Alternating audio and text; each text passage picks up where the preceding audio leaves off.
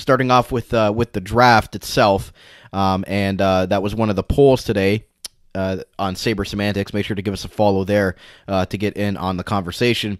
What should the Sabres do with the 11th overall pick in the 2024 NHL Draft? Stay at 11 to select, trade it for a player, trade down, or trade up. Trade it for a player actually won this with 52.4%. Second place was stay at 11th to select a player at 33.3%, and then trade up in the draft was third at 9.5%. Austin, where do you stand with this? I agree with the poll. You should be looking to move that for a potential player, not necessarily just the first round pick. If you can package that with something to get a real solid piece, that's good, because let's face it, just straight up trading the draft pick for a player at draft time doesn't necessarily always go well. The value isn't necessarily always there, i.e.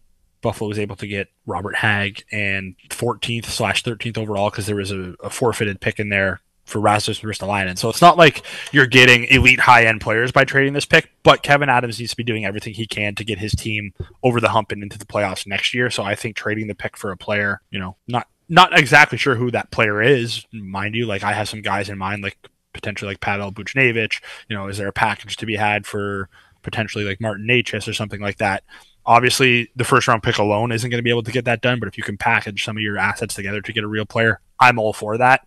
If you're not trading that pick for an immediate help, I don't see any sense in trading down or trading up. I mean, what the heck did the Blackhawks do the other day, giving up a second to move up two? It was weird, right? That doesn't normally happen in hockey, so seeing that stuff this far out from the draft is weird. On draft night, this draft class is so... After Celebrini, it is a complete crapshoot. I know that's every draft, but this year it's Celebrini, and then it can kind of be anything. There's arguments for a ton of players to go in the top 5. There's tons of players that can potentially go top 10, top 15. So it's not like there's a must-have player, but also at the same time, there's a chance a player does fall to you, i.e. is Zach Benson. But to me, if you're not trading the pick, you have to keep it, because you don't need to waste assets to move up in the draft to get another high-end prospect. You have lots of high-end prospects. And to me, you don't need to trade down to try and get more draft picks, because again, you don't need more kicks at the can right now. Your prospect pool is in a relatively good shape. You need to be getting immediate help. So it's either trade the pick, stay at 11, in my opinion. And when you look at the Sabres draft cupboard, I mean, they're pretty good. They're missing a 5th, but they have an extra 4th this year. So it's not like they're the Tampa Bay Lightning and they have no picks for the next 3 years upcoming. Like you mentioned, they have a solid prospect pool, and already there's already they've got too many prospects at this point. So I think if you can find the right move for whatever you think the biggest need is for the team, whether that be a middle 6 winger with term, or maybe a veteran goaltender. Again, I don't know what their plans are with Levi and Lukin, and if that's going to be the tandem going into next year.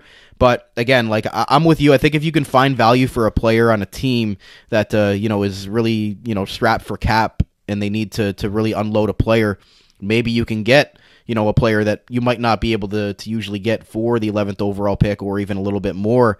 You can get a very talented person on this roster with that cap flexibility that the Sabres do have at the moment, and with the top end prospect pool that they have, maybe they package, like you said, the 11th and a prospect or what have you. But I think Adams should be open to looking at situations of moving out of that spot, because the Sabres have had so many picks within the top 15 in the last 10 years or so, that their prospect cupboard is pretty full at the moment. And I think a strategic move, maybe not doing what Tim Murray did, where he moved out all 3 of his first round picks for guys like Robin Lehner, Evander Kane, and Ryan O'Reilly, but I think there are possibilities out there for teams that are looking to unload some players for cap relief there. Yeah, exactly. And like I said, if you're just straight up trading the 11th overall pick, you're probably not going to get a super high end guy. But if you package it, you have a shot. Or if you just straight up trade the 11th overall pick and you go get, I'm not for this trade, but there was just guys like Scott Lautner out there, that bottom 6 veteran guy. Don't trade the 11th overall pick for him, but that kind of guy is probably what you're looking at if you don't package something together. So if you can package one of your higher end pieces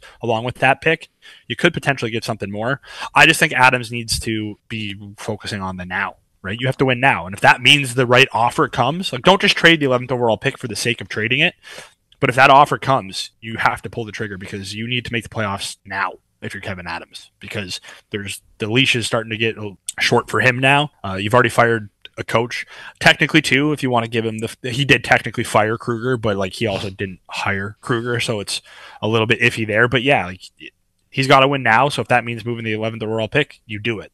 If you do keep it, there are some names that will probably be pretty good available at 11. There also might be some, again, this draft is so in flux right now between 2 and 15. Like, obviously there's higher end guys and lower end guys, but there might be someone going at like 5th overall who you don't expect to go at 5th overall. We see it all the time. And especially with a draft class that isn't like it's Celebrini and the rest really. And when you look at it, like, again, this is not a disrespect to whoever the prospects are, but you're looking 2, 3, 4 years down the line before they become impact NHL players. I don't think they're going to fall into another Zach Benson situation where he's playing at 18 years old, most likely, with the prospects that they already have that are ready to come up from Rochester and or other leagues. But what's maybe like 2 or 3 players that excite you? Maybe, again, you never know. It could be a crapshoot that players might end up falling that might go in the top 5. But who are maybe some of your favorite players in this draft that if the Sabres were lucky enough to get a hold of that you'd be pretty happy with? I'll mention 3 names, and again, like these names could be gone well before 11. But you look like a guy from the WHL from Spokane, like Berkeley Catton, production off the charts in his draft year, similar to Zach Benson, 116 points in his draft year, amazing. He kind of fits the model of what the Sabres have drafted too. Another guy, I don't know where he's going to go. Obviously, as the draft approaches, his stock will be a little bit more solidified, but potentially a guy like Zane Parekh could be available. I know he's in that 9-10 range right now. I imagine his draft stock is going to go up, but if it doesn't, I could see a scenario where maybe he falls and he's there. He's an exciting player. Obviously, if you watch OHL hockey, you know that. And another guy that I like, and it's the name is part of it, but he's also an extremely talented goal scorer. And he's going to be in that 10 to 14 range, in my opinion. But Tijjuginla would be a really nice pick for, his production and the exciting factor that he's, an elite NHL player's son. So there'd be that storyline as well. Those are 3 names that I'm looking at. There's a ton of names that could be available. I do want to stress that I am hoping that the Sabres do not have the 11th overall pick, though. I hope they trade it. Yeah, but backup options in case they don't. But those are definitely 3 players to look at. Tijjuginla would definitely be somebody that would obviously turn some eyes, given that as you mentioned, Jerome McGinley's son putting up good numbers out there in the Western Hockey League. But again, I think we've been through enough of these drafts where we look at top prospects for Sabres and for future Sabres. I think it's time to maybe move out of that spot and look for more immediate help, as we've kind of already mentioned, and the poll kind of solidified that, and we kind of reaffirmed that we'd like the Sabres to maybe move out of picking a top end prospect. No disrespect to any player that's there. It's just at this point where they're at, they need to start moving forward quickly. Yeah, no, absolutely, and I do want to stress. I saw someone say they should trade the 11th overall pick for Tanner Jeannot. I saw that. I saw it today. Yeah. No, don't do that. Don't do that. Like, that is not the move that I am advocating for when I say they trade. I hope they trade the 11th overall pick. But if they trade the 11th overall pick, I would be less mad than most people if they acquire a guy like Scott Laughton. But I also firmly believe if the Sabres' first overall pick was on the table for Scott Laughton would be a Buffalo Sabre by now, because I don't think the Flyers are going to get much more than a top 12 pick for a guy like Scott Laughton, as crazy as, high as they might value him. But yeah, no, I'm not asking to go out and trade the first overall pick for a guy like that, but I'm asking for a potential package involving the 11th overall pick, because I think that's your best bet at acquiring an impact player. Yes, please don't trade 11th overall for Tanner Jeannot if Kevin Adams is listening to this show.